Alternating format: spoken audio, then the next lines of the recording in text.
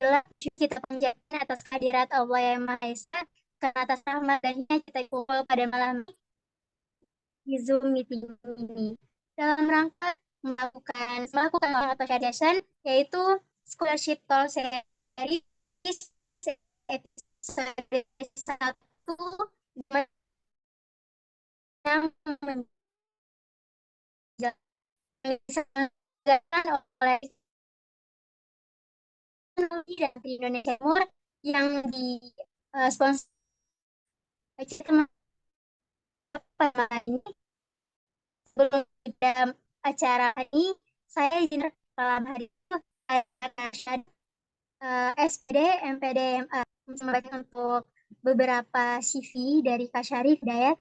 Yang pertama, seorang mahasantri Madrasah Alia Putra Macanang dari tahun 2006 sampai 2009, MTS Putra 1 Sengkang, Research Summer School Awardee Cardiff University di UK, yaitu dengan mendapatkan beasiswa Rothbard Research Funding pada tahun 2017, dan juga Master Degree in Linguistic Specialist Psychologistik, Radboud University, Belanda, tahun 2017, dan juga PhD kandidat in Linguistik dan The University of Sydney, Australia, PDP pada tahun 2022 sampai sekarang, dan juga saat ini beliau melakukan research fellow di University of Warwick di Inggris dengan mendapatkan beasiswa juga, yaitu beasiswa Dikti dan Warwick Research Center tahun 2023. Oke, mungkin sebelum kita memulai pada acara inti kita malam hari ini, saya perkenalkan kepada di sini ada Kak Darul Marif Asri yang akan menyampaikan sepatah kata sebagai inisiator dari Tausiah. Kepada Kak Darul, dipersilahkan.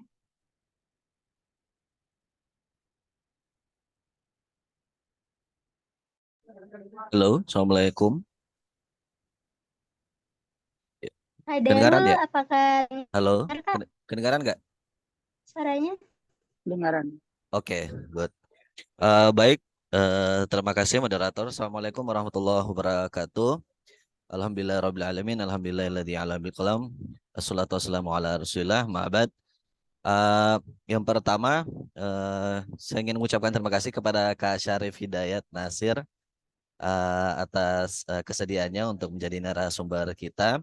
Jadi perlu saya sampaikan kepada kakak narasumber dan juga teman-teman partisipan yang hadir bahwa komunitas kita, Ikatan Alumni dan Santri Indonesia Timur disingkat Tausid, itu berdiri sejak tahun 2017. Itu dimulai dari Deklarasi Santri Indonesia Timur tanggal 2 November 2017. Isi deklarasinya yang pertama tentang deklarasi bahwa kita Santri Indonesia Timur, kumpulan para alumni pesantren-pesantren di Indonesia Timur khususnya di Sulawesi. Yang pertama untuk tetap konsisten dengan ideologi Ahlus Sunnah wal Jamaah. Yang kedua adalah tentang ideologi kebangsaan kita.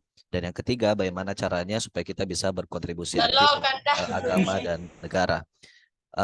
Jadi ini acara ini Scholarship Talk Series ini merupakan salah satu program yang ingin kita jalankan selain untuk wadah bersilaturahmi dengan alumni-alumni santri Indonesia Timur, tentu kita juga ingin belajar dari para alumni lintas pesantren. Jadi kalau selama ini misalnya ada kegiatan-kegiatan per IKA per pesantren, kita ingin di Tausid ini betul-betul menjadi wadah kolaborasi untuk kemajuan pengembangan diri para alumni dan santri Indonesia Timur.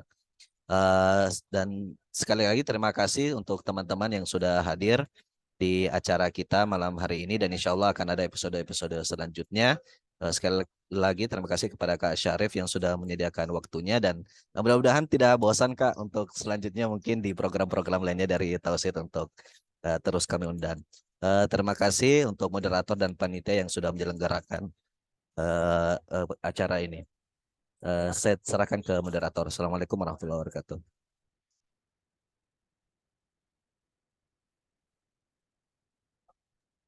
Oke, terima kasih banyak kepada Kak Darul yang telah menyampaikan sepatah dua kata ya.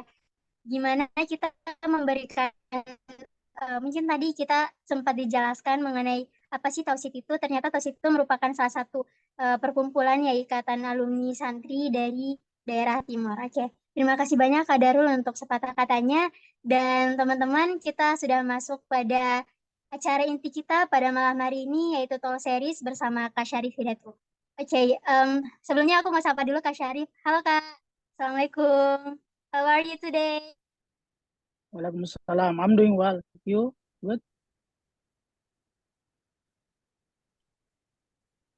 Oke, I'm fine tuh. Oke, mungkin kita sebelum memulai acara kita pada malam hari ini, sebelum sharing banyak Kakak, mungkin Kak Syarif Hidayat sendiri dipersilakan untuk menyampaikan atau memberikan perkenalkan diri terlebih dahulu kepada teman-teman. Dan apa aja sih kesibukannya akhir-akhir ini? Dipersilakan. Oke, baik. Bismillahirrahmanirrahim. Assalamualaikum warahmatullahi wabarakatuh. Selamat siang di waktu Inggris. Sekarang udah hampir jam 2 di sini ya. Jadi teman-teman, thank you udah menyiapkan waktu untuk kegiatan pada malam hari ini waktu Makassar. Jadi I do appreciate your time. Mungkin ada yang waktunya sudah istirahat tapi mengalokasikan waktu untuk kegiatan supaya mudah-mudahan menjadi sumber informasi bagi kita semua dan terutama mendapatkan nilai ibadah di sisi Tuhan. Jadi anyway, saya talk back tentang awal-awal kenapa bisa diundang untuk mengikuti kegiatan ini. Pertama, saya dikabari oleh teman baik saya, Pak Asriadi. Beliau ada di sini juga. Jadi awalnya saya dikontak oleh Pak Asriadi untuk memberikan sedikit sharing tentang bagaimana mendapatkan beasiswa atau bagaimana kehidupan sebagai international student di luar negeri. Ketika mendapatkan informasi itu, tawaran itu, saya langsung mengatakan insya Allah bisa. Jadi karena bagi saya sharing informasi itu sesuatu yang sangat penting ya. Jadi bukan hanya untuk pengembangan pribadi saya, tapi bagaimana bisa menjadi informasi ini tersebar untuk teman-teman semua, adik-adik semua, sehingga insya Allah kebaikan itu kita bisa dapatkan bersama. Jadi saat ini saya berada di Warwick, Coventry, Inggris, untuk sampai beberapa bulan ke depan, karena lagi mengikuti kegiatan Research Course dan Research Fellow di University of Warwick. Setelah ini, insya Allah kalau tidak ada halangan, saya akan kembali lagi ke Australia untuk melanjutkan pendidikan S3 saya. Jadi kegiatan aktivitas saya sebelum berangkat sekolah, sebelumnya saya dosen, jadi mungkin sambil saya share slide ya.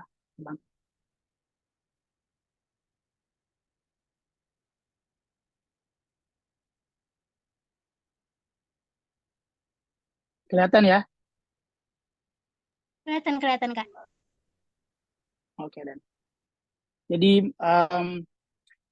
ini foto ini saya ambil if I'm not mistaken 2016 pas di depan kampus saya, tepatnya menjelang musim gugur tahun 2016 di Belanda. Jadi dulu sebelum saya melanjutkan S3, saya melanjutkan pendidikan master saya di Belanda, spesialisasi saya psikolinguistics. Jadi psikolinguistics itu ilmu yang mempelajari tentang koneksi antara bahasa dan psikologi. Jadi ketika misalkan orang, for example, when you are in conversation, ketika Anda dalam percakapan, dengan ilmu psikolinguistik kita bisa minimal mendeteksi bagaimana mood orang tersebut. Itulah fungsi psikolinguistik.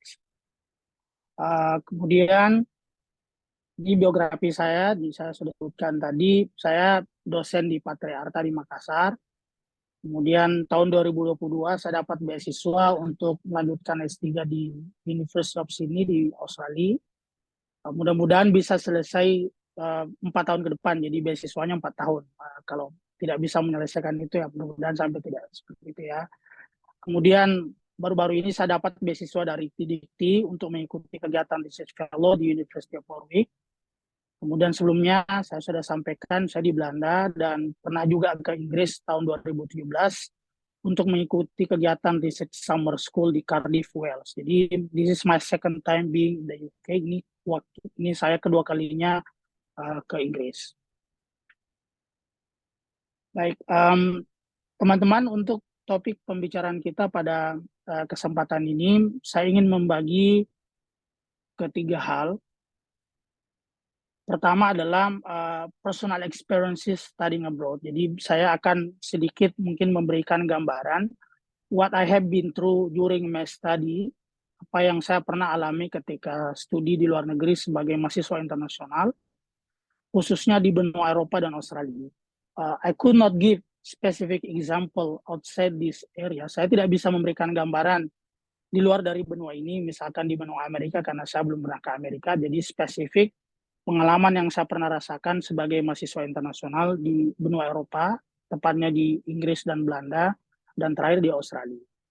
Kemudian poin kedua, I will be moving on, saya akan pindah membicarakan tentang bagaimana informasi beasiswa. Nah, mudah-mudahan ini nanti menjadi perhatian penting bagi teman-teman semua. Informasi beasiswa yang saya akan sampaikan itu adalah beasiswa dari dalam negeri dan beasiswa dari luar negeri. Kemudian poin yang ketiga, tentu juga tidak kalah pentingnya dalam ways to get these scholarships. Jadi bagaimana cara untuk mendapatkan beasiswa ini. Nah, ini mungkin nanti saya akan berbicara tips dan trik yang spesifik bagaimana cara saya bisa mendapatkan beasiswa S2, beasiswa S3, dan juga kegiatan-kegiatan research fellow di Inggris dan di Australia. Oke, sebelum saya lanjut, saya ada beberapa reflection question, jadi pertanyaan yang kira-kira bisa menjadi merefleksikan. Pertama, menurut teman-teman, apakah bahasa internasional itu susah? Jadi yang menurutnya susah, please raise your hand. Coba put your hands up. Oh, ini Nurul-Alisa. Oke, kenapa Nurul-Alisa mengatakan bahasa Indonesia itu susah? Oke, Kak. Mungkin aku mau speak up dikit ya mengenai gimana sih aku, apalagi kan aku sebagai mahasiswi ilmu hubungan internasional yang dimana notabene-nya memakai jurnal Inggris gitu. Dan itu kan kita tahu ya Kak, bahasa internasional itu bahasa Inggris. Nah, menurut aku kalau aku sendiri itu lebih ke penyusunan katanya gitu. Jadi kayak malu untuk speak up pakai bahasa Inggris karena masih belum aware gimana bahasa Inggris yang baik, penyusunan yang baik. Mungkin lebih ke situ sih Kak, kalau menurut aku sendiri ya. Karena untuk speak up, dan itu biasanya kan kita kayak lebih insecure duluan untuk speak up pakai bahasa Inggris. Karena kita nggak tahu susunan kata yang baik gimana, pronoun yang baik yang gimana. Mungkin kalau dari Nurul sendiri seperti itu sih Kak. Oke, thank you for the excellent point. Jadi, ada orang yang mengatakan kenapa kita misalkan dari Indonesia, terus kadang memiliki less self-confidence, kepercayaan diri yang tidak bagus untuk bercakap bahasa Inggris. Karena since early ages, kita diajarkan tentang grammar at school. Jadi kalau teman-teman masih ingat, since elementary school, kemudian moving on, senior high school, junior high school, itu kita diajari tentang grammar ya. Which in that sense, ternyata di luar negeri, grammar itu bagi mereka itu tidak terlalu penting. Karena yang paling penting adalah bagaimana kita memiliki kepercayaan diri untuk berkomunikasi dengan baik. Bahkan to be honest, I was little surprised. Saya sering juga kaget misalkan ketika bertemu dengan teman-teman yang mereka native English speaker. Apakah dia orang Inggris, orang Australia, tetapi bahasa Inggris, grammarnya itu justru tidak sesuai dengan tata grammar yang kita pelajari sejak SD. Ini menurut saya, sebagai orang yang belajar tentang teori bahasa, saya melihat salah satu alasan kenapa misalkan bahasa internasional, khususnya bahasa Inggris, in my case, di Indonesia teman-teman atau mahasiswa saya misalkan ketika disuruh berbahasa Inggris kemudian mereka less confident, karena sebelum berbicara udah mikir 2 kali bahwa I'm gonna make a mistake, pasti mungkin saya akan membuat kesalahan. Akhirnya idenya itu justru tertekan oleh ketakutan dia making a mistake, membuat kesalahan. Padahal sebenarnya English in any way, in bahasa Inggris itu adalah matter of English is ability to send a message and receive a message. Yang penting informasinya tersampaikan. Jadi ini mungkin saran bagi teman-teman yang merasa bahwa bahasa internasional, khususnya bahasa Inggris, itu susah, setidaknya berani untuk memperhatikan grammarnya benar atau salah, that's the second one. Jadi tidak usah terlalu diperhatikan, yang penting komunikasinya tersampaikan dengan baik. Next,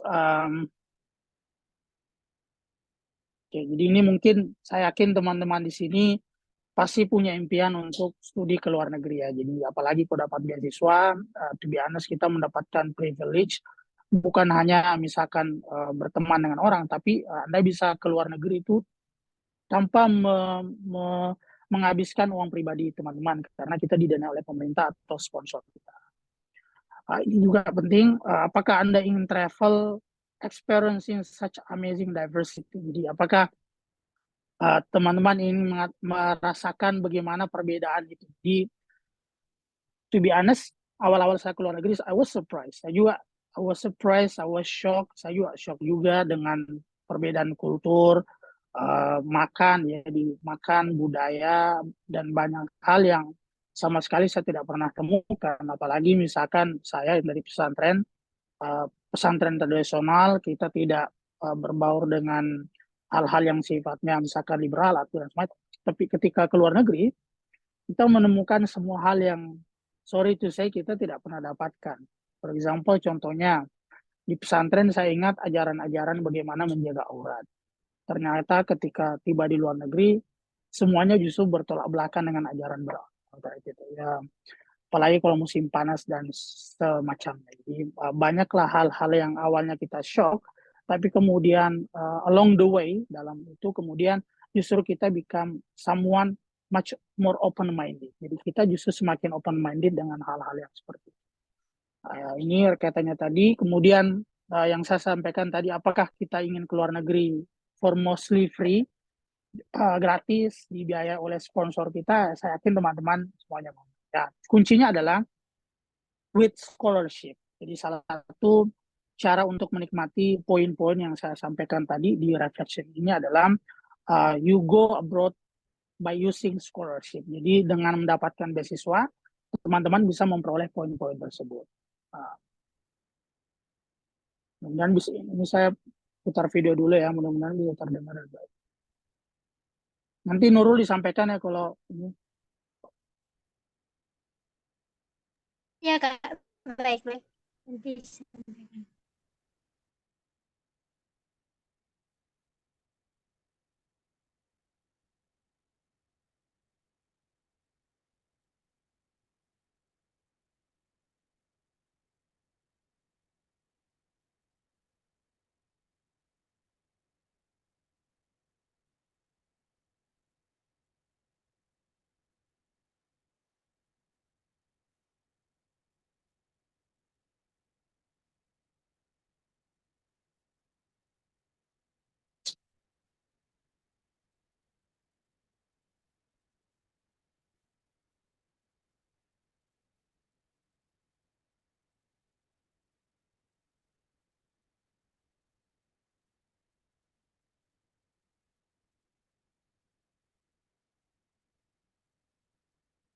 Oke, mungkin sambil menunggu ya Kak untuk share screen-nya.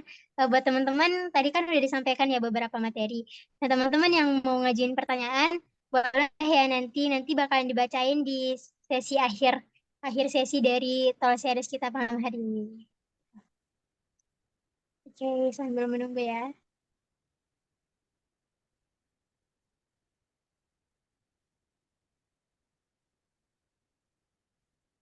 Belum muncul ya Nurul? Belum muncul Kak. Sebentar. Mungkin kepada teman-teman panitia, Kakak panitia mungkin bisa dibantu Kak. Saya kirim, bisa nggak saya kirim linknya ke panitia? Boleh Kak, boleh. Nanti panitia yang share screen. Mungkin panitia atau Siti ya boleh dibantu untuk share screen. Oh, mungkin bisa dikirim melalui ini Kak, chat Zoom untuk linknya. Oke, saya kirim ke Ya. saya kirim ke Nurul ya. Oh, boleh Kak, boleh.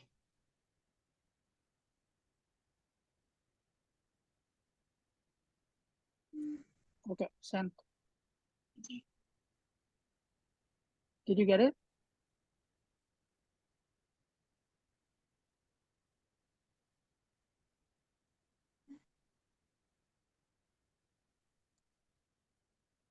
Maaf Kak, mungkin bisa di-share ke all ajamsnya semua partisipan. Soalnya saya pakai HP nggak bisa share screen kebetulan. Halo, halo. Hmm. Ya, Oke. Mungkin untuk teman kakak panitia ya. Panitia Tauhid bisa share screen.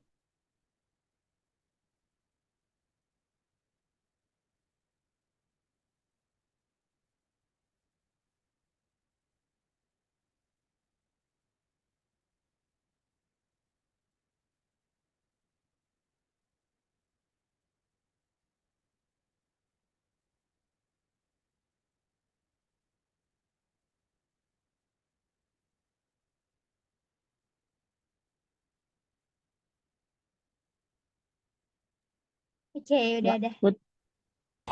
Silakan di We are. You are.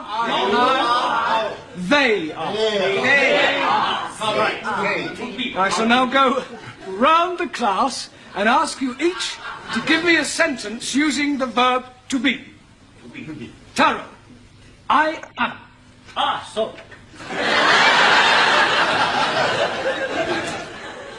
I am very happy to be learning English. Very good. Good. Giovanni, he is. He is a fool. Good, but not Isidore. He is a fool. Yes, he is a fool. Max, she is. She is beautiful. She is wonderful. She is... Yes, thank you, Max. Juan, it is. Por favor. It is. Por favor. It is raining. Lloviendo. It is raining. No llueve. No, it is raining. No llueve. We'll skip you for the moment. Por favor. Doesn't matter. Sit down. Suli, it is. It is duty of every citizen to overthrow imperial warmongers. So say Chairman Mao. Yes, well, that's his opinion. Good. Danielle, we are. We are lucky to have such great Quiet, please. Very true. I mean, thank you. Ali, you are.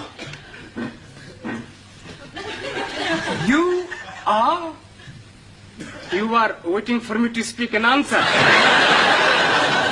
Well done. And Unfortunately, I am not understanding the question. I want you to give me a sentence using you are. I am. No, not I am. You are. For example, you are from Pakistan. I am from Pakistan. Good. Yes, but now use you are. But I cannot say you are from Pakistan because you are not, are you?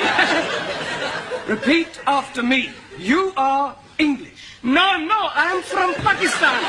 What am I? You are confusing me. You are stupid poof. Don't you call me a book.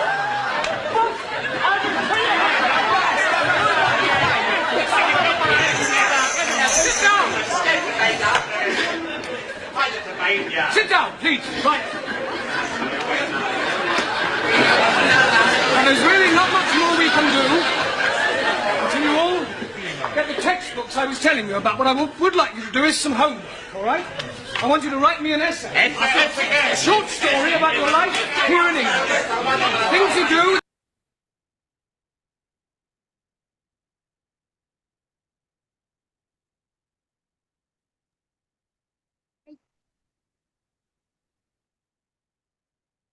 Oke ya. Jadi kalau teman-teman lihat how stressful the classroom. Jadi bagaimana kelas itu menjadi kelas yang to some extent lucu, tapi to some extent juga gurunya sampai stres. Jadi poin yang saya sampaikan bahwa bukan hanya dari kita dari Indonesia yang misalkan merasakan difficulties, kesulitan dalam belajar bahasa Inggris. Bahkan dari negara-negara pun yang non-English speaking countries juga merasakan hal yang sama. Tapi kalau kita perhatikan di video tadi, pengucapannya beda-beda, tapi still understandable. Jadi yang saya kemukakan tadi di awal bahwa the point of English, for example, adalah not to fully understand the grammar, but how you can communicate to others. Jadi bagaimana informasi itu tersampaikan kepada yang lain. Ya, jadi thank you Wanita udah sharing. Lanjut.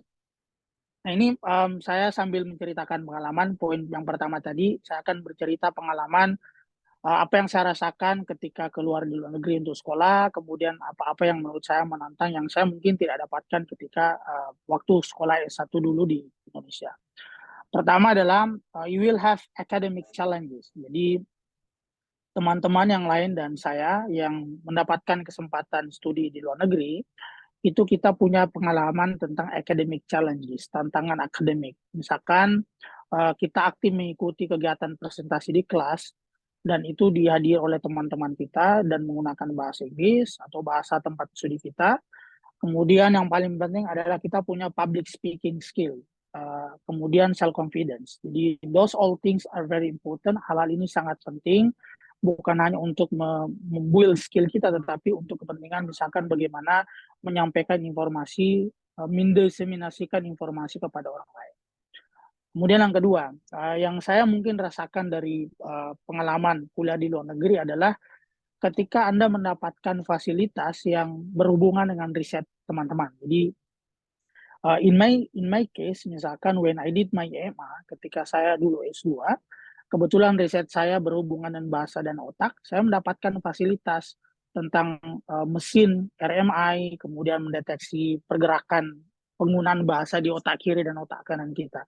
Dan saya kira di Indonesia untuk riset yang cukup mahal alatnya, itu sesuatu yang agak sulit untuk ditemukan. Tapi dengan di luar negeri, karena kampusnya itu base-nya bukan hanya teaching, tapi juga research, maka fasilitas yang mungkin agak susah untuk kita temukan itu bisa kita punyai atau bisa kita punya pengalaman di luar negeri.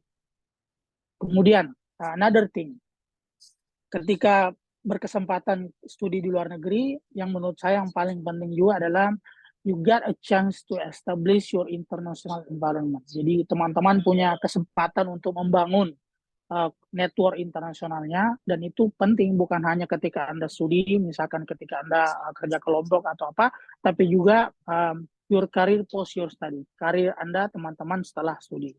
Misalkan kasus saya, ketika kuliah di Belanda dulu, kalau saya punya tips dan trik, kalau misalkan saya punya subjek atau mata kuliah yang agak susah untuk saya pelajari. To be honest, saya lemah di statistik, jadi cara saya untuk menghadapi itu, saya mencari teman saya yang very good at statistik, mereka sangat bagus di statistik, and then I approach them, saya dekati mereka, saya bilang saya mau belajar, boleh nggak saya join di kelompok teman-teman, dan mereka very welcome to welcome you as an Asian. Jadi sebagai orang Asia kita sangat diterima oleh mereka, dan dengan kelompok dengan teman-teman yang menurut saya pintar ini, kita juga bisa dapatkan dampak positif dari pergaulan itu. Misalkan ada diajari tentang subjek itu, kemudian nilai kita juga bisa ikut baik seperti nilai mereka. Jadi itu tips ketika misalkan Anda ke luar negeri terus ada subjek tertentu yang for you it's totally difficult, sangat susah. Tips saya pribadi adalah dekati teman sekelas atau orang lain yang ada di course itu, yang kemudian menurut Anda mereka sangat pintar, bisa mendidik kita, kemudian join dengan mereka. Itu salah satu benefit yang saya dapatkan ketika memiliki networking dan teman-teman mahasiswa internasional. Ini foto yang saya ambil musim semi 2016, kami perjalanan dari Belanda ke Berlin, Jerman, dan teman saya, kebetulan teman sekelas saya ada dari China, ada dari Italia, ada dari Spanyol, ada dari Inggris, dan saya. It was totally fun. Ini momen yang termasuk sangat yang saya tunggu-tunggu pada saat itu. Jadi foto ini saya ambil ketika saya setelah wisuda. Jadi setelah saya submit tesis, kemudian kita ujian tesis. Kalau di S1 dulu mungkin ujian proposal dan ujian tesis terusnya. Kemudian teman-teman saya itu datang, kemudian mengatakan bisa kita tidak mengabadikan momen ini waktu kita kuliah dulu. And found it very memorable. Ini yang terbaru. Jadi ini foto ini saya ambil musim dingin 2022. ketika saya di Australia, mereka adalah pembimbing saya, supervisor saya di University of Sydney. Nah, ini yang research koordinator saya di Warwick, Inggris, namanya Tilly Harrison. Kami tiap minggu ketemu berdiskusi tentang riset saya, dan kemudian beliau sangat welcome ketika saya memiliki kendala di riset saya, dan hubungan itu terjalin bukan hanya sebagai hubungan sesama rekan, mahasiswa, dan profesor, tapi juga hubungan pribadi. Jadi misalkan ketika kami ketemu, kadang dia curhat masalah pribadinya ke saya juga misalkan curhat. Terakhir saya ditanya, planning nggak di Inggris? Saya bilang, saya rindu keluarga saya rindu istri saya, dan seterusnya. Jadi banyak hal yang bisa terjalin ketika Anda ke luar negeri, karena mereka itu sangat open-minded untuk berdiskusi dengan kita yang dianggap sebagai student, tapi mereka menganggap kita sebagai partner.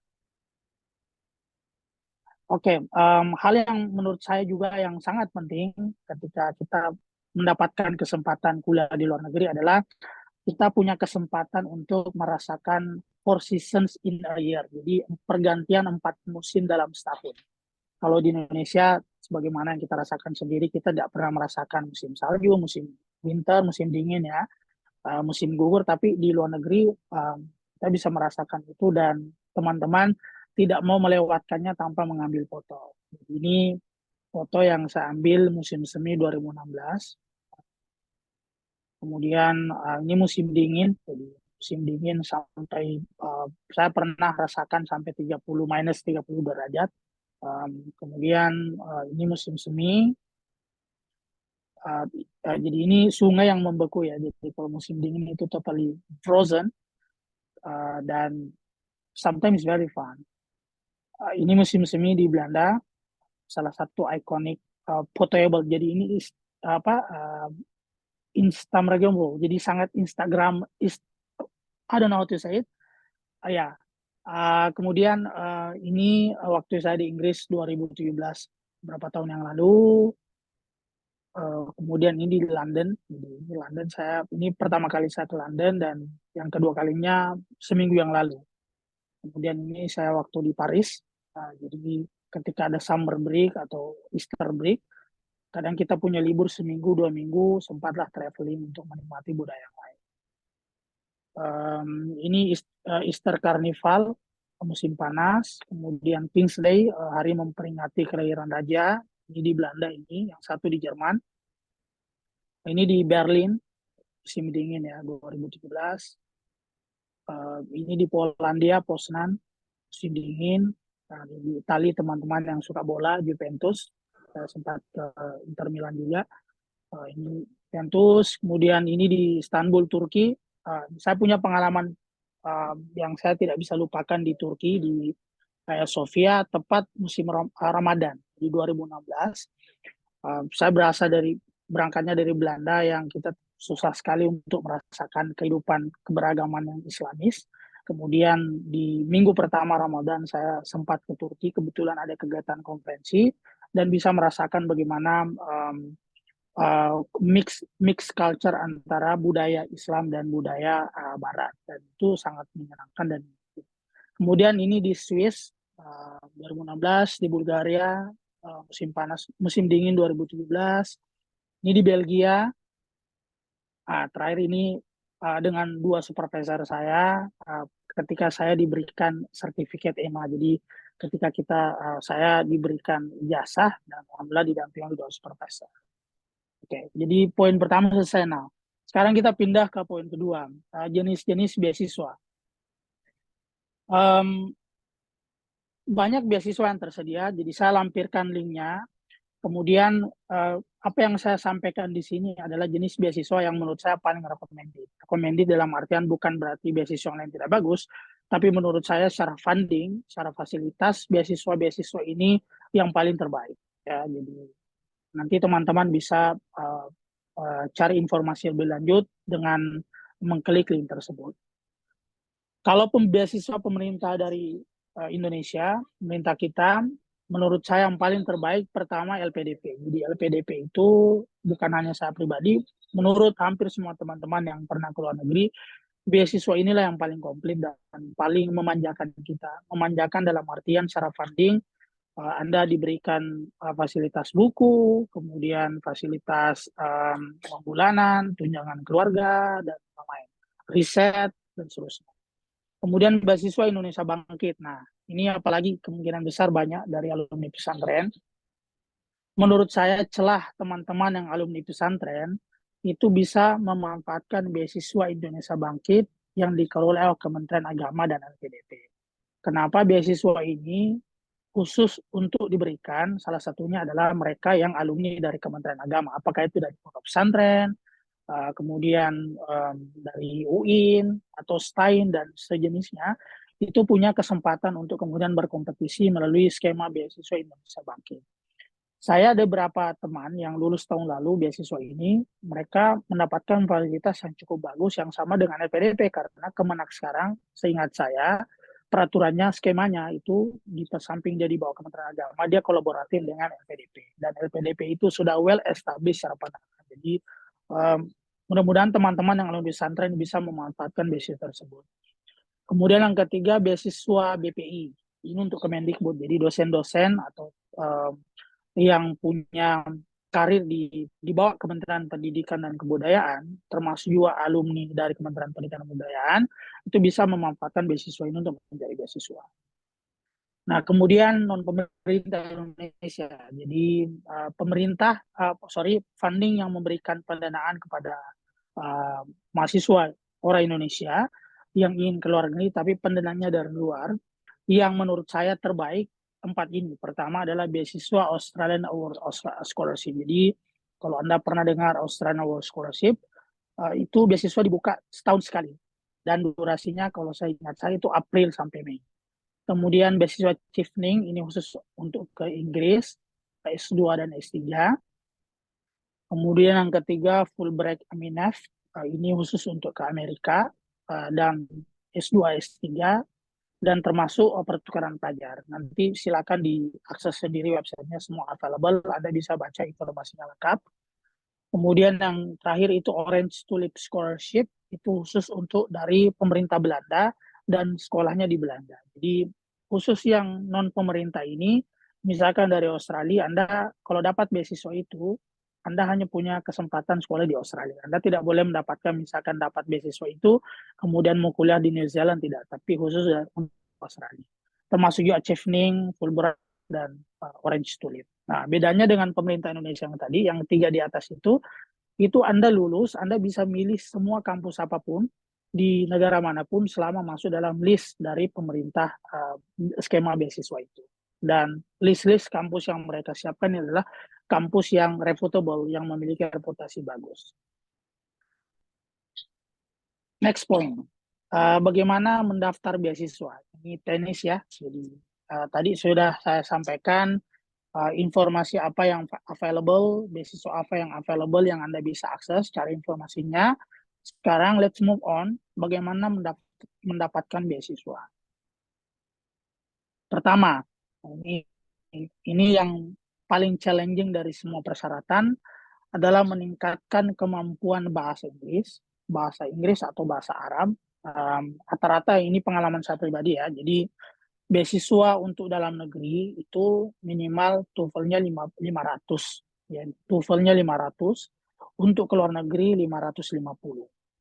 Misalkan tadi kalau ingat saya sebutkan Australian Award Scholarship, itu TOEFL-nya terakhir seingat saya itu 540.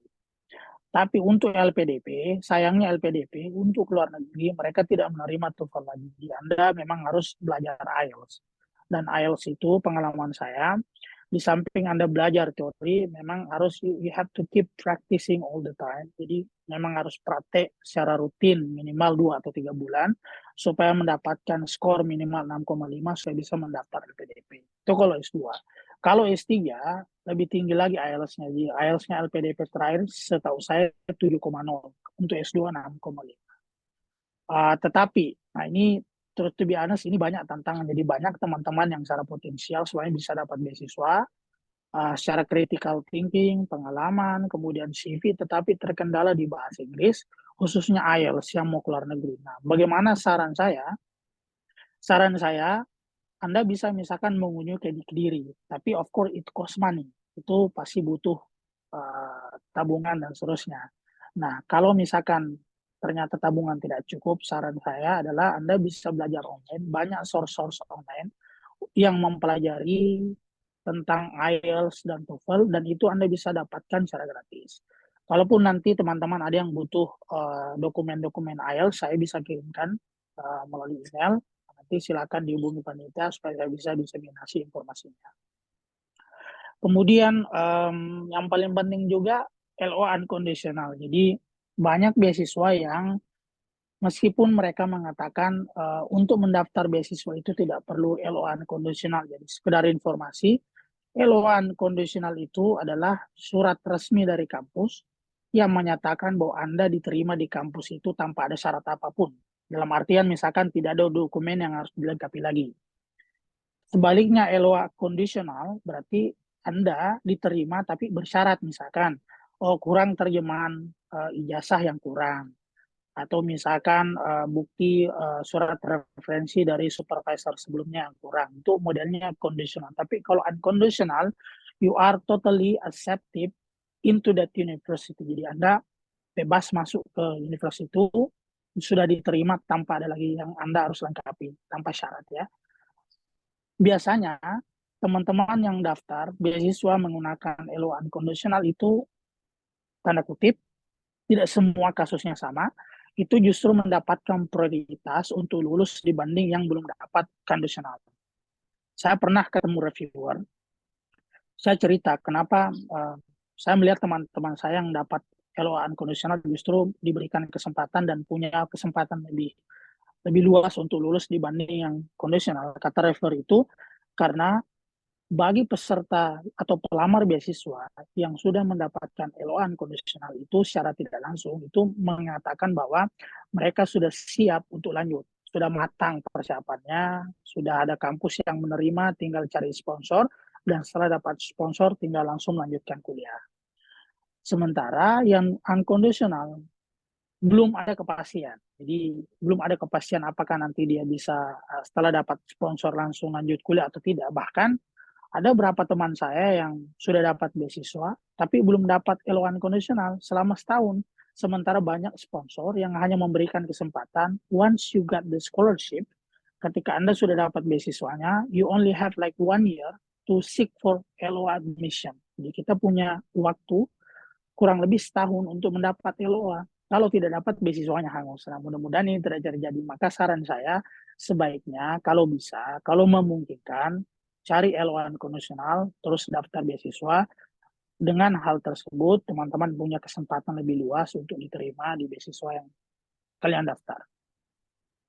Oke, ini penting ya. Jadi next point adalah strengthen your community services. Jadi banyak reviewer dari beasiswa itu melihat bukan hanya prestasi akademik kita, tapi juga how you are beneficial to your community. Bagaimana Anda itu bisa bermanfaat dalam komunitas. Apakah misalkan yang dari pesantrennya Anda aktif misalkan sebagai penceramah, atau aktif dalam kegiatan keagamaan, pengabdian, seterusnya itu sangat penting. Dan kalau bisa sertifikatnya diambil, disimpan dan baik, di-scan. Ini Anda bisa gunakan sebagai penunjang ketika Anda interview.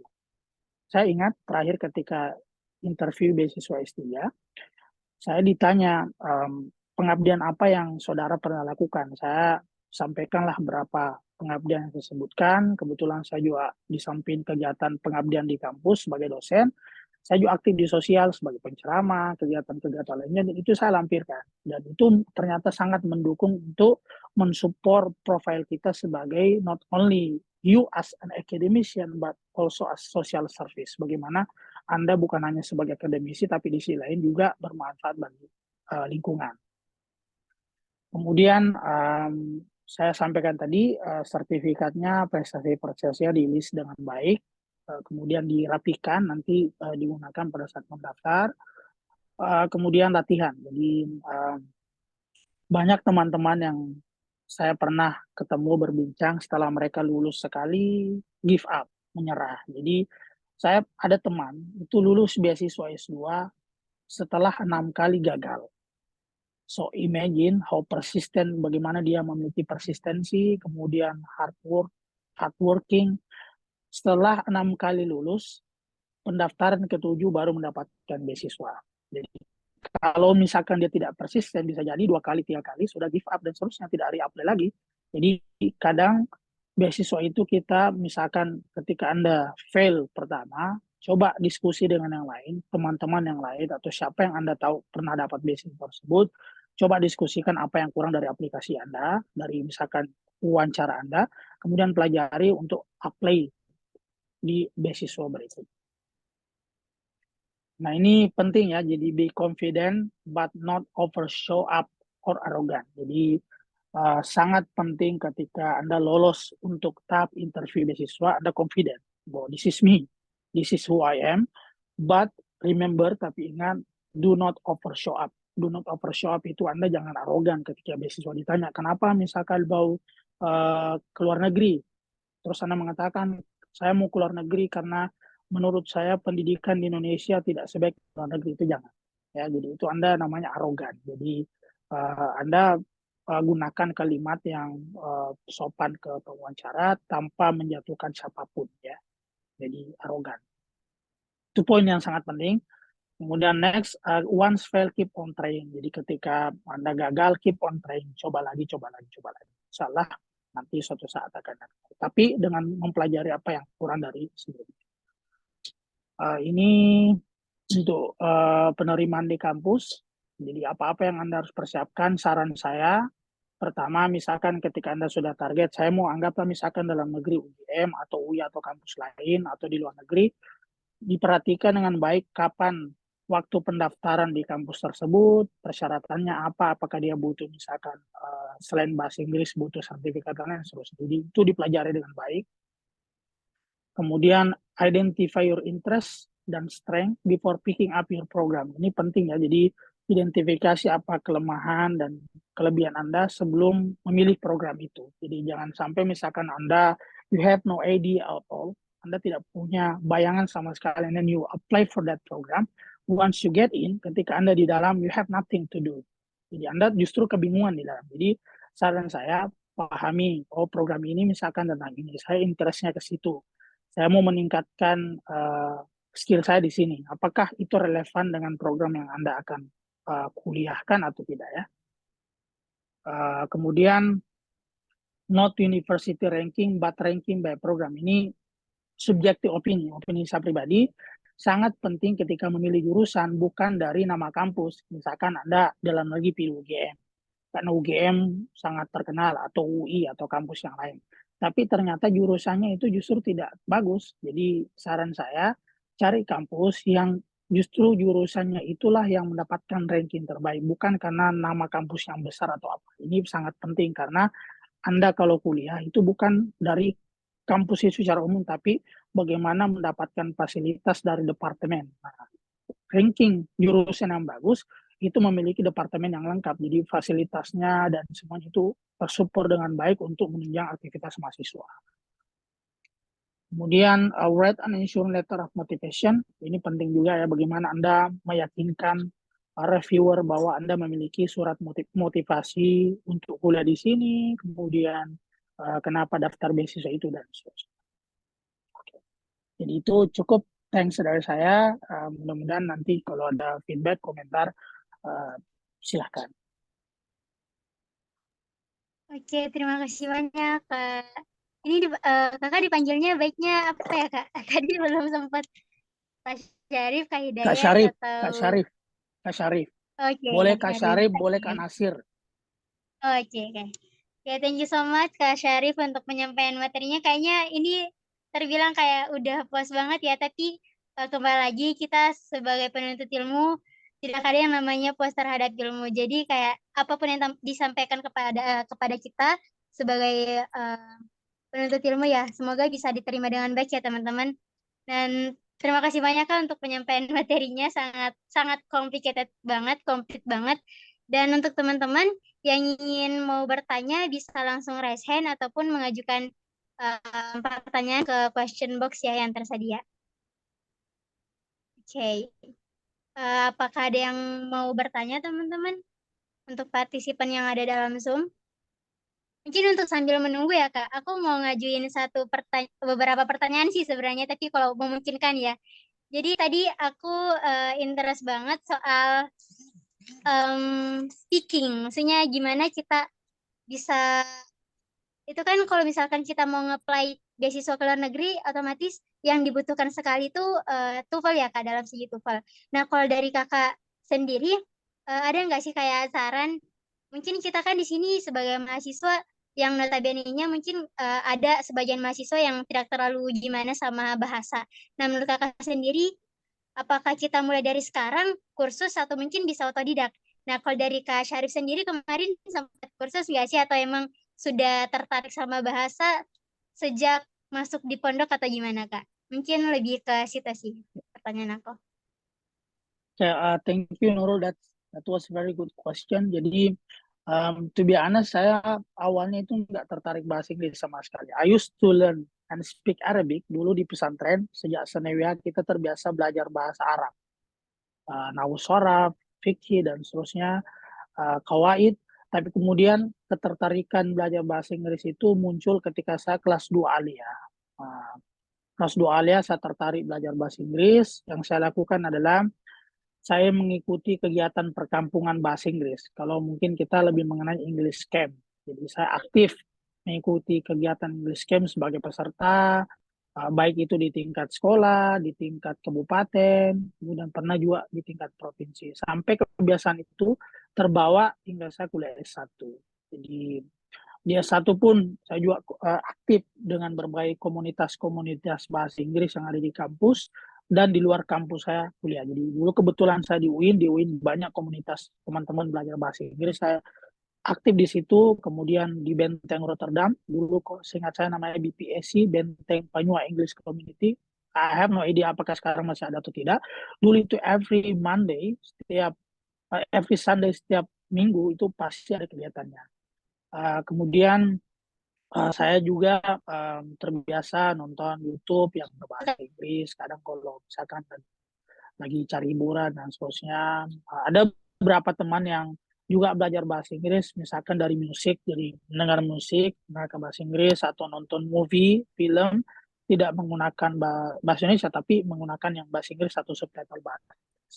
Banyak hal yang teman-teman sekarang bisa gunakan sebagai media untuk belajar bahasa Inggris, apalagi di internet, online sources itu most of them are free and available. Jadi banyak free dan available. Jadi insya Allah kita bisa lah untuk mendapatkan sources yang gratis dan Anda bisa gunakan semaksimal mungkin.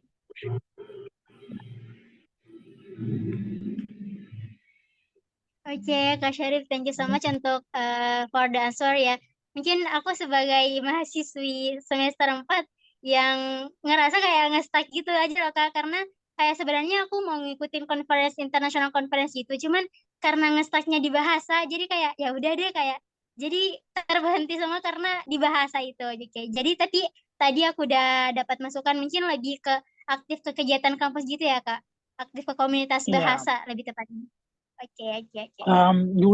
Dulu awal-awal saya ingat pertama kali kegiatan internasional itu ketika saya semester 3 S1.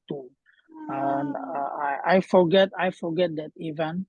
Saya lupa eventnya, tapi eventnya itu kegiatannya dipusatkan di Makassar dan seluruh Perdana Menteri se-Asia Tenggara itu mengunjungi kegiatan tersebut, dan saya kebetulan diberikan amanah sebagai liaison officer, jadi pendamping dari Perdana Menteri Perdana Menteri Singapura pada saat itu. Awalnya I was very nervous, saya sangat gugup, I have no idea, I have no experience, saya tidak punya pengalaman.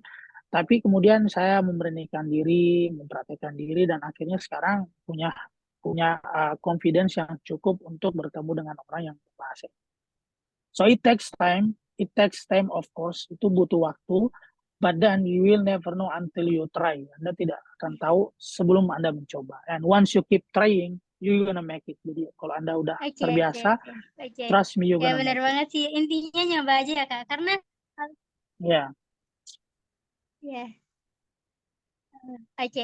Oke, mungkin lebih ke gimana kita mencoba aja ya Kak. Karena kalau dari aku sendiri ya, mungkin aku mau sharing dikit. aku kan sebagai mahasiswi dalam prodi Ilmu Hubungan Internasional, kemarin sempat ikut di semester 1 conference namanya MUN, Model United Nation. Mungkin kalau Kak Syarif tahu ya, itu sebagai Ya. kayak pelatihan gimana orang bernegosiasi dalam PBB itu sendiri. Nah, mungkin bisa diikuti ya.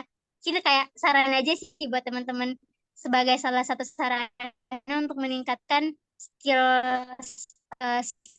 public speaking sekaligus skill bahasa kita. Oke, thank you so much Kak Syarif untuk masukannya ya. Aku izin membacakan pertanyaan yang ada di kolom chat Zoom. Saya yang bertanya, Di sini Kak. ada pertanyaan. Oh, Mbak Zulkifli, oke. Oke, Kak. Dipersilakan sebelum ke Ya. chat Zoom ya. Assalamualaikum warahmatullahi wabarakatuh. Salam. Apa kabar, Kak? Saya alumni Macanan salah satunya angkatan tahun 2020. Oh. Dan sekarang kuliah di Angkatan Winala berapa? Unin 2020 ya? 2020, Kak, di Macanan, alhamdulillah. Angkatan corona. Oh. Jadi pertanyaan saya cukup sederhana saja mengenai tentang kultur budaya di luar negeri.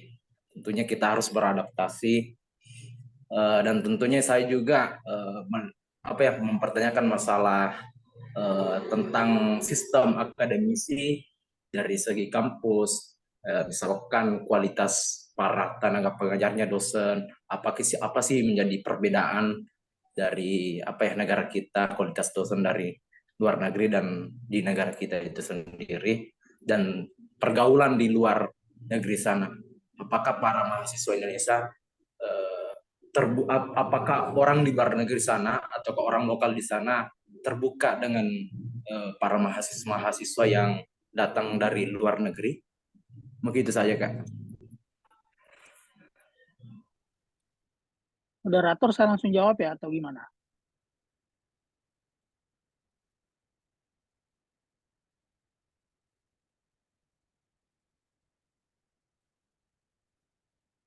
Oke, moderator saya langsung jawab ya. Ya, Kak, boleh langsung jawab aja. Jadi, thank you Untuk pertanyaan Zulkifli. dari Kak Zulkifli bisa langsung dijawab aja, Kak.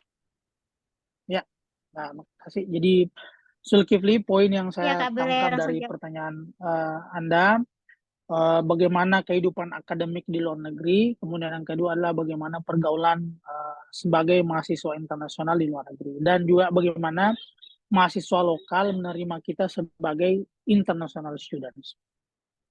Pertama, secara akademik, the thing honestly speaking yang saya ingin sampaikan sejujurnya, secara muatan pendidikan, justru saya merasa muatan pendidikan di Indonesia itu lebih banyak dibanding di luar negeri. Saya ingat waktu S2 dulu di UNM, mata kuliah satu semester itu banyak di UNM ya, di negeri Makassar. Kemudian ketika saya S2 di Belanda, dalam satu semester saya cuma dapat sekitar 1 atau 2 bahkan maksimal 3 mata kuliah dalam satu semester. Jadi dalam 6 bulan itu Anda cuma dapat mata kuliah sebanyak 3, dibanding ketika saya dulu di UNM bisa sampai 6 sampai 7 mata kuliah satu semester. Jadi secara muatan bisa jadi untuk berapa subjek tertentu, program studi tertentu, muatan pendidikan di Indonesia itu lebih banyak dibanding luar negeri. Tapi kenapa sistem pendidikan di luar negeri itu terbuka? Karena bagi saya adalah di luar negeri sistem pendidikan di kelas itu justru menekankan critical thinking. Jadi ketika kita sebelum masuk di kelas, kita diberikan misalkan list bacaan minimal 5 sampai 10 bacaan jurnal atau artikel, itu harus kita baca sebelum masuk di kelas. Dan Anda harus membawa contribution point. Di contribution points itu yang saya masukkan adalah you have to get something from your papers or from your readings. Anda harus dapat sesuatu dari bacaan Anda and you bring those things into the classroom and talk to the others. Jadi Anda harus punya kontribusi di kelas. Itu menurut saya yang beda. Jadi pertama tadi sistem pendidikannya di kelas atau kondisi di kelas. Yang kedua adalah keterbukaan dosen. Jadi di Indonesia mungkin ada beberapa dosen yang ketika dikritik oleh mahasiswa atau misalkan di apa seterusnya yang modelnya kritik atau saran justru merasa tertutup untuk itu. Tapi di luar negeri Anda bebas untuk mengkritik dosen di kelas. Saya ingat dulu waktu ada course semester 2, ada teman saya yang terang-terangan mengatakan saya tidak suka model ini dan dosennya sangat welcome. Jadi tidak ada subjektivitas dosen untuk misalkan kan Anda telah mengkritik dosen itu kemudian Anda mendapatkan nilai yang jelek atau apa. Jadi sangat open minded dan itu menurut saya budaya kultur yang mestinya mudah-mudahan sekarang sudah terbangun dengan baik di sistem pendidikan kita. Itu secara akademik. Kemudian library ini yang paling penting ya. Library di kampus luar negeri itu terbuka 24 jam. Di Indonesia menurut saya apalagi di Makassar saya belum dapat kampus yang library-nya terbuka 24 jam. Saya pernah di UIN, pernah di UNM, saya tidak pernah. Itu jamnya working hours, jam kerja. Setelah itu tutup. Di luar negeri, Anda punya akses ke library itu 24 jam. Dan bahkan bisa nginap. Jadi dulu kalau saya musim ujian, saya biasa nginap di perpustakaan. Apalagi kalau musim dingin, kita biasa mending nginap di perpustakaan dibanding pulang tengah malam dalam keadaan dingin. Jadi mending nginap di perpustakaan.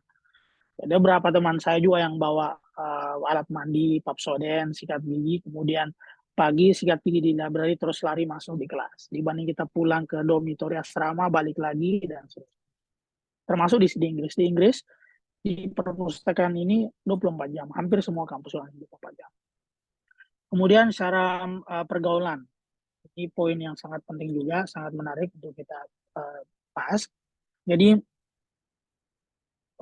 pengalaman saya di beberapa tempat, saya pernah berbagai tempat di Eropa. Yang saya rasakan adalah budaya pergaulan di sini itu sangat terbuka dengan mahasiswa internasional. Misalkan ya, saya dari judging from my face, kadang kalau saya ketemu dengan orang, mereka langsung bisa judge, are you from Indonesia? Saya bilang, yes I am. Bahkan beberapa teman saya yang Chinese, itu mereka itu terbuka diskusi dengan teman-teman sih. Misalkan tadi sebelum saya ikut kegiatan ini, kita ada postgraduate exchange, jadi di mana seluruh mahasiswa S3 kemudian berkumpul, berdiskusi sambil menikmati kopi atau teh dan kue. Itu yang menemani kita diskusi justru orang lokal. Jadi saya tadi berdiskusi dengan teman saya yang dari Birmingham, Inggris, dan beberapa tempat di Inggris.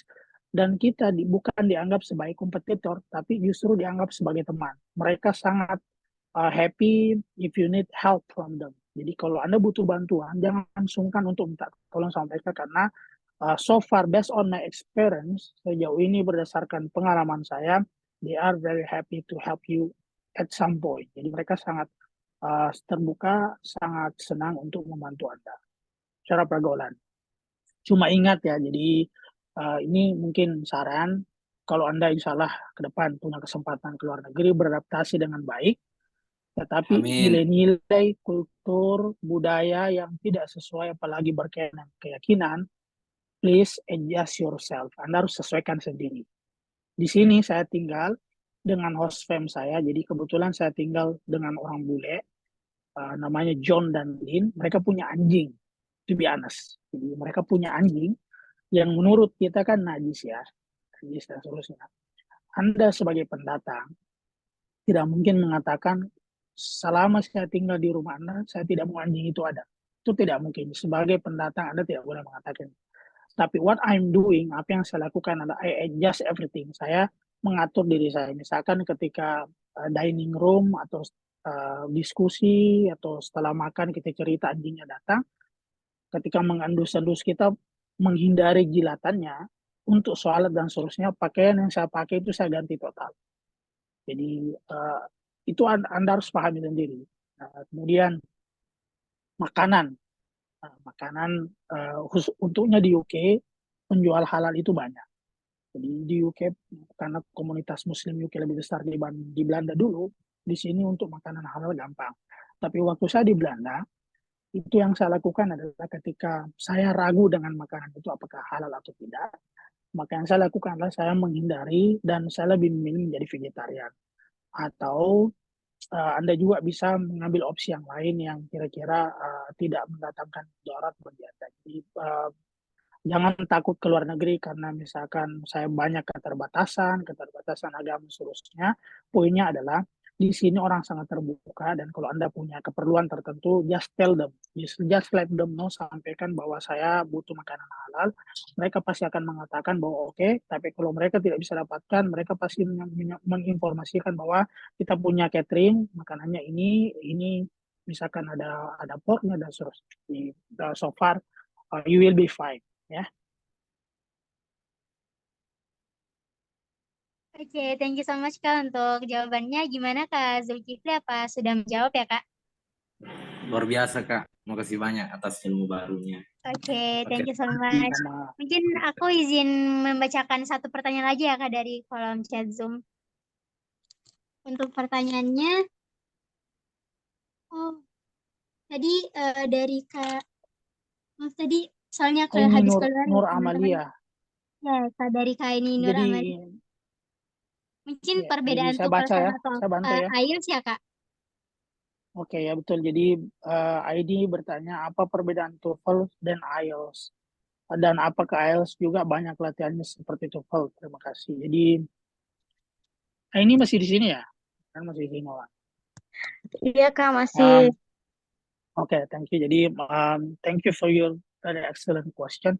Jadi TOEFL dan IELTS itu dua hal yang berbeda. Jadi TOEFL itu kepanjangannya Test of English as a Foreign Language. Jadi tes bahasa Inggris untuk mengukur kemampuan Anda dalam bahasa Inggris. Dan modelnya ada dua, ada yang internet based, ada yang paper based. Jadi, kalau Anda misalkan yang terakhir setahu saya itu kurang lebih 600, itu berarti yang paper. Anda nulis duduk kayak waktu ujian ya di SD, itu paper based. Yang mahal itu internet based, kurang lebih 2-3 juta. Itu namanya IBT, TOEFL IBT test. Nah, kalau Anda mau ke luar negeri, saya sarankan jangan ambil yang paper based, karena rata-rata kampus di luar negeri tidak menerima yang paper based yang 600.000 tadi. Tapi mereka menerima yang IBT, Internet Based Test. Kenapa? Karena Internet Based Test itu ada speaking. Jadi TOEFL itu kan, kalau yang paper based itu tidak ada speaking. Tapi kalau yang Internet Based, you will have listening, speaking, writing, and reading. Nah, itu kalau TOEFL ya. Jadi pahami dulu. Kalau mau ke dalam negeri, silakan ambil TOEFL. Tapi kalau mau ke luar negeri, saya sarankan either Anda langsung ngambil yang TOEFL IBT atau langsung belajar IELTS. Ya. Nah, IELTS apa? IELTS itu lebih komplit lagi. Jadi kalau TOEFL itu tahamnya gini, IELTS juga higher more. Jadi Anda punya level yang lebih tinggi lagi. Kepanjangan IELTS itu International English Language Testing System. Jadi you got things like International English Language Test System. Itu untuk mengukur kemampuan bahasa Inggris Anda, dan itu complete skillnya. You get start from writing, listening, reading, and speaking. Nah, terakhir saya IELTS sebelum ke Australia dan ke Inggris, itu saya gunakan yang karena COVID ya, jadi saya online. Online-nya itu ketemu dengan native speaker yang pas sesi speaking itu dengan online. Tapi terakhir ini saya tahu semuanya sudah offline. Nah, jadi back to your starting point, whether you want to continue study in Indonesia or abroad. Kalau Anda mau ke Indonesia, saran saya tidak perlu belajar IELTS, karena IELTS pertama tesnya lebih mahal, lebih kompleks. Tapi Anda cukup fokus ke TOEFL. Or kalau memang Anda mau targetnya ke luar negeri, please concentrate more on IELTS, karena itu yang diperlukan. Jadi either Anda dapat beasiswa, dan kampus di luar negeri pun sudah tidak menerima lagi TOEFL. Jadi mereka yang menerima IELTS, kecuali yang TOEFL IBT yang internet test. Mudah-mudahan menjawab ya ini ya. Ya, semoga menjawab ya Kak ini untuk pertanyaannya. Mungkin boleh satu pertanyaan lagi nggak Kak? Oke. Please. Oke, bila satu pertanyaan lagi ya Kak. Aku sebenarnya lebih ke. Silakan. Oke, sebelum dari aku ada mungkin dari teman-teman di sini, dari para partisipan ada yang mau bertanya lagi? Aku izin bertanya Kak. Oh ya udah. Okay. Jadi Jadi Oke, silakan Kak. gimana Kasih, sih Kak. caranya Kak supaya budaya kayak di kampus itu kan seperti yang Kakak bilang tadi, kalau dosen itu kayak anti kritik Kak. Karena jujur aku pernah kritik dosen dan dia tuh agak ini Kak, kayaknya kurang nyaman deh Kak, gitu. Gimana caranya sih supaya budaya itu nggak ini lagi di kampus Kak? Supaya menyadarkan si dosen ini Kak, gitu. Oke, Oh, mungkin bisa uh, langsung dijawab aja Kak. to be honest, that's a tough question. Pertanyaannya susah ya. Jadi,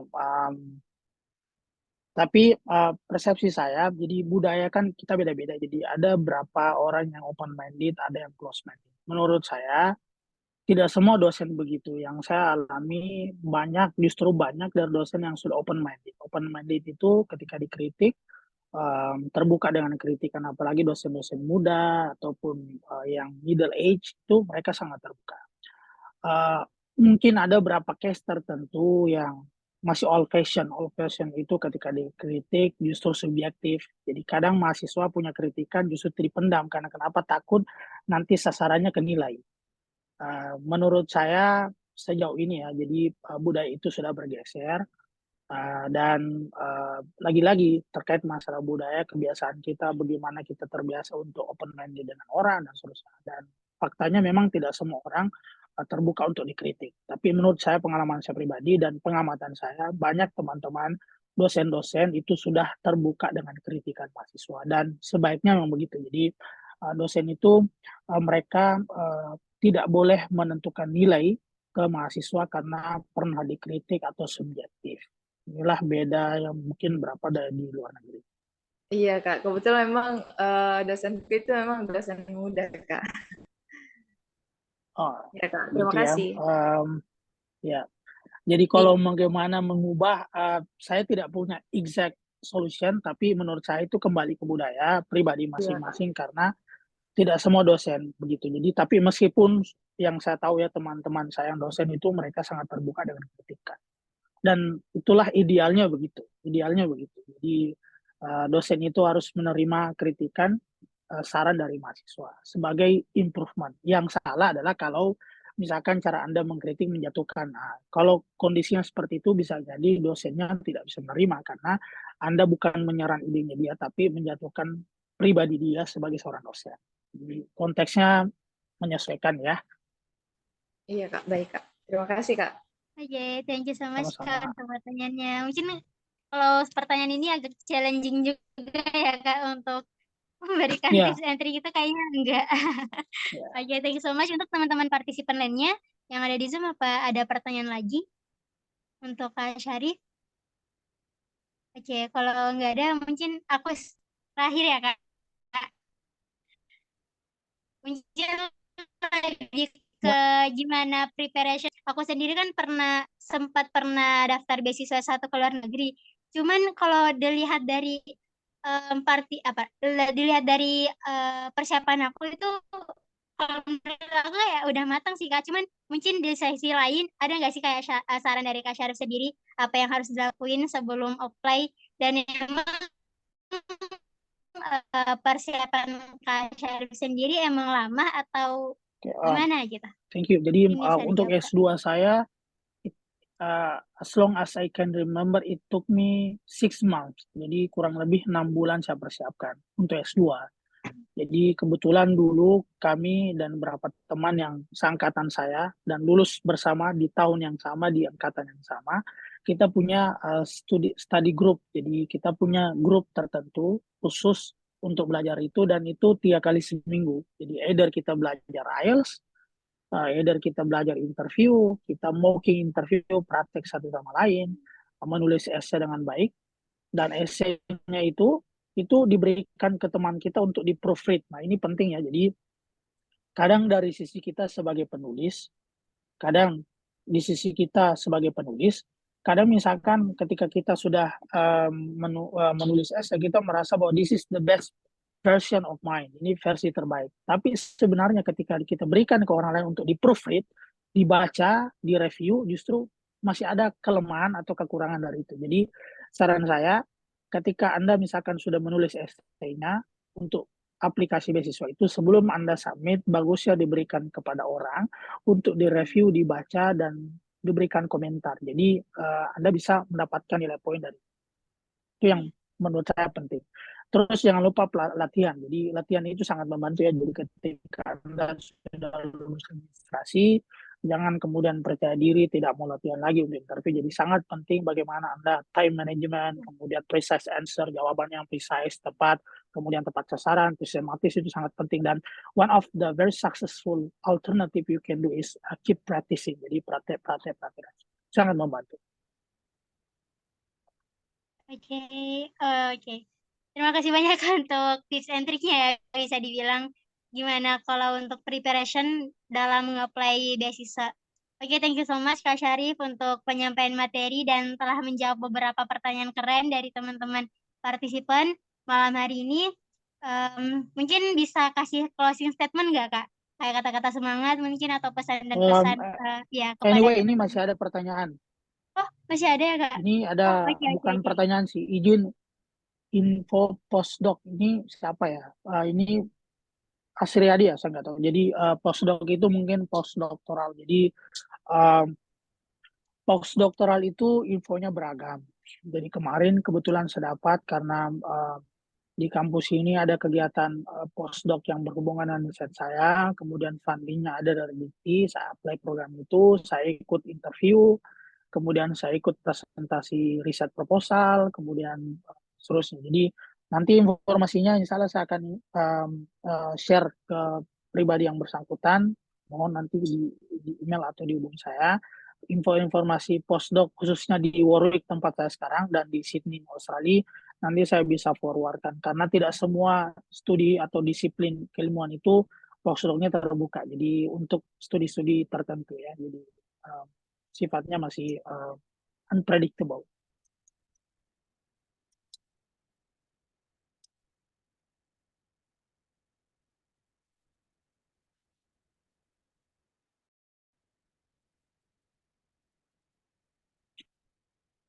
Soalnya tidak terdengar ya.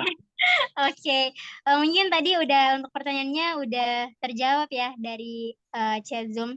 Mungkin bisa langsung closing statement aja Kak. Kasih pesan atau Okay. My closing statement is please keep on trying and keep on dreaming to study abroad. Jadi ini pribadi ya, jadi keep on trying and keep on dreaming to study abroad. Jadi tetap punya ikhtiar untuk itu, kemudian try and over again. Jadi kalau misalkan gagal, coba lagi. Salah nanti akan bisa dapat. Oke, thank you so much Kak Syarif untuk penyampaian materi, dan informasi seputaran scholarship luar negeri ya teman-teman, dan juga beberapa pertanyaan telah dijawab dengan sangat-sangat lengkap dan tentunya insightful banget sharing kita malam hari ini. Mau ngucapin terima kasih banyak kepada Kak Syarif telah menyampaikan materinya.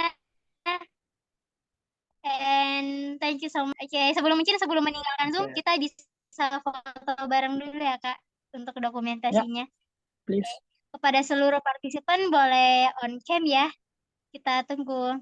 Dan juga untuk panitia bisa melakukan screenshot ya. Oke, kita tunggu ya 1 menit sampai 2 menit untuk menyalakan kameranya. Oke, ya on cam.